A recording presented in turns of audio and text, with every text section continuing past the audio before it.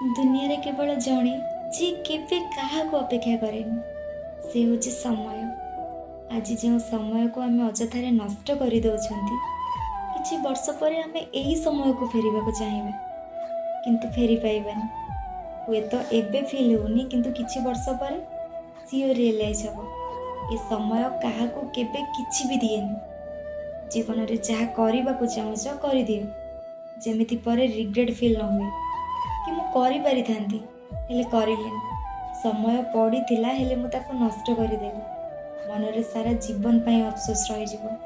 मु करि पारि थांती हेले लोक माने कोन कहिबे कोन भाबिबे एई डर रे मु मो स्वप्न ठारू दूरेई गली। लाइफ रे केबे बापा मां को कंप्लेन करबा कथा नहीं कि से आम पई किछि करि नांती बा हमर किछि कमी रखिसंती। तांको अनुसार से आम पई जहाँ भी करि परिबे ताठारू बहुत अधिका से करि सारी थांती। से तो आमको गढ़िबा चक्कर रे निज निजको भी भूली जाई थांती। निजको कष्ट देई आमर सब इच्छा पूरा करि थांती। एबे जहा करिबा आमे करिबा कंप्लेन नुहे बरं बापा मां को खुशी पाई आमे निजे निजको सजाड़ी दबा।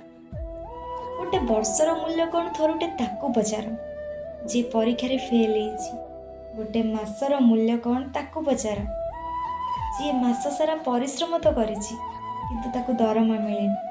गोटे सप्ताहर मूल्य कौन ताकू पचार जी सप्ताह हेला हॉस्पिटल रोग सह संघर्ष करुछि। गोटे दिनर मूल्य कौन ताकू पचार जी भोकिला अछि। गोटे घंटार मूल्य कौन ताकू पचार जी केबे काहाको अपेक्षा करिछि। गोटे मिनिटर मूल्य कौन ताकू पचार जी ट्रेन मिस करिछि।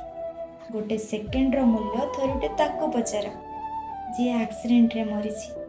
दुनिया रे सबुठारु मूल्यवान जिनिस हेउछि समय। गोटे मुहूर्त को केबे हाथ छड़ा करंतुनी कारण ए समय थरे गले केबे फेरिबनी।